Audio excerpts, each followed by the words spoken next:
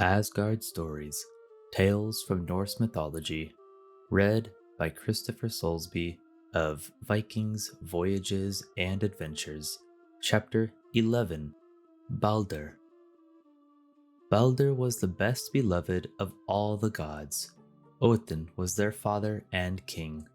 To him they turned for help and wise advice, but it was to Baldur they went for loving words and bright smiles. The sight of his kind voice was a joy to the Æsir, and to all the people of Midgard. They sometimes called him the God of Light, a good name for him because he truly gave the world light and strength. Baldur was the son of Odin and Frigga. He was the most gentle and lovely of all the gods. His beautiful palace in Asgard was bright and spotless. No evil creature could enter there. No one who had wrong thoughts could stay in that palace of love and truth. At last, after the bright summer was over, for many days Baldur had looked sad and troubled. Some of the Æsir saw this, but most of all, his loving, watchful mother, Frigga. Baldur could not bear to worry his mother, so he kept his sorrow to himself, saying nothing about it. But at last, Frigga drew his secret from him, and then his friends knew that Baldur had had dreams which told of coming trouble, dreams of his leaving all his friends and going away from Asgard to dwell in another land. Odin and Frigga, fearing the dreams might come true and they must lose their beloved son, began to think what they could do to prevent it. Then the loving mother said, "I will make all the things in the world promise not to hurt our son."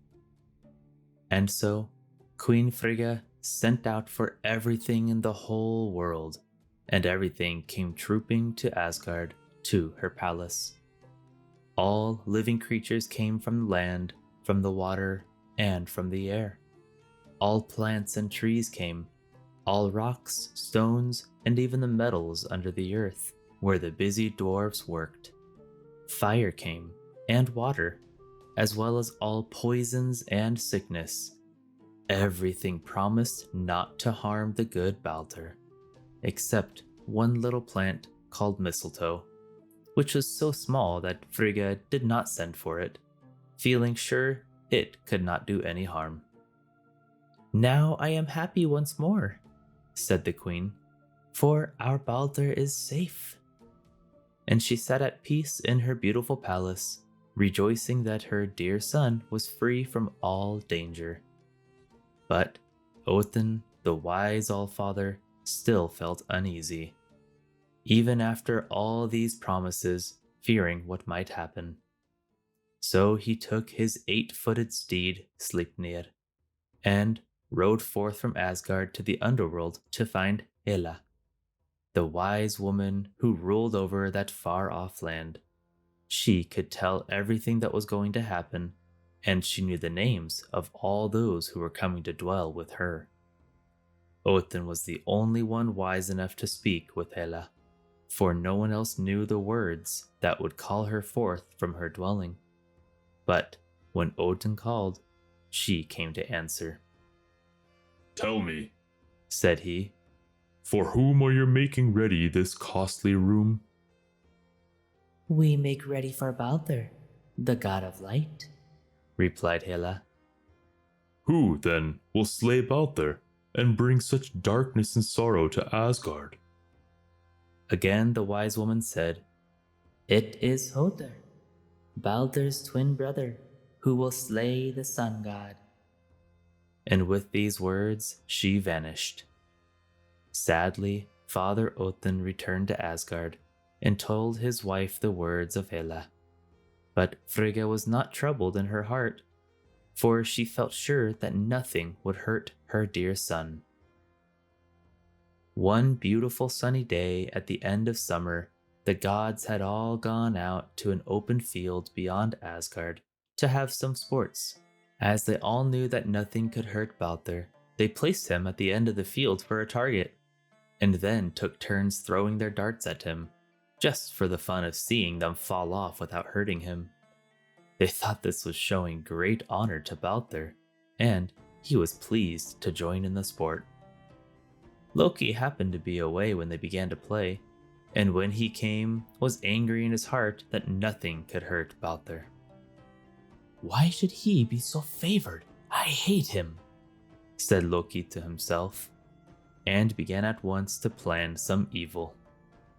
All this while, Queen Frigga sat in her palace, thinking of all her dear sons, and of how much good they did to men.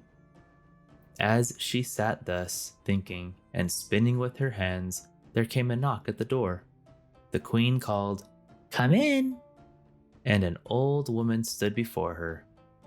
Frigga spoke kindly to her, and soon the old woman said she had passed by the field where the gods were playing and throwing sharp weapons at Baldur. "Oh, yes," said Frigga. "Neither metal nor wood can hurt him, for all things in the world have given me their promise." "What?" said the old woman. "Do you mean that all things have really vowed to spare Baldur?" "All," replied the queen, "except one little plant that grows on the eastern side of Asgard. It is called mistletoe, and I thought it too small and soft to do any harm." Before long, the old woman went away, and when she was quite out of sight of Frigga's palace, threw off her woman's clothes. And who do you suppose it was? Why, no woman at all, but that wicked Loki, of course, who hurried away out of Asgard to find the poor little plant that did not know about Baldur's danger.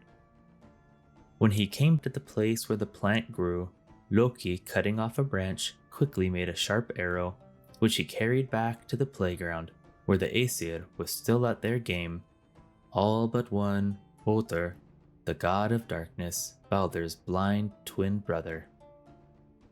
Then Loki went up to Hötr and said to him in a low voice, "Why do you not join with the others in doing honor to Baldur?"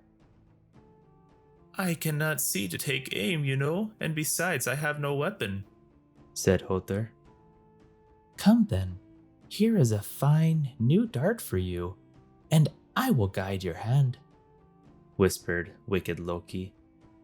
Then he slipped the arrow of mistletoe wood into Baldur's hand and aimed it himself at Baldur, who stood there so bright and smiling. Then poor blind Hötr heard a dreadful cry from all the gods. Baldur the Beautiful had fallen, struck by the arrow. He would now be taken away from them to live with Hela in the underworld. Every heart was filled with sorrow for this dreadful loss, but no one tried to punish him who had done the wicked deed, for they stood upon sacred ground, and the field was named the Peacestead, or place of peace, where no one might hurt another. Besides, the gods did not know it was the false Loki who hated Baldur that had struck him down.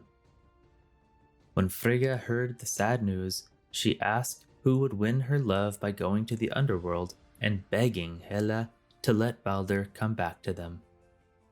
Hermod, the swift messenger god, ready to do his mother's bidding, set forth at once on the long journey. 9 days and nights he traveled without resting until he came to Hela's underworld.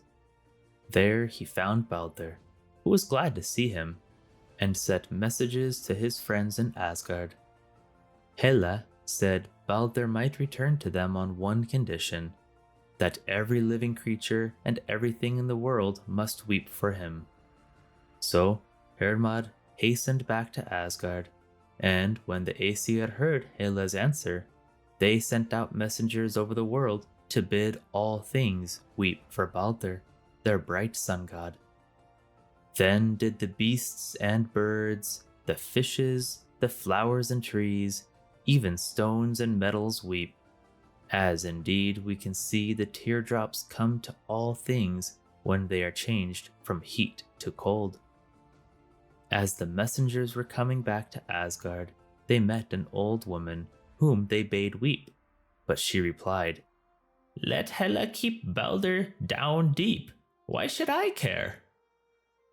When the Æsir heard of this, they thought it must have been the same old woman who went before to Frigga's palace, and we know who that was.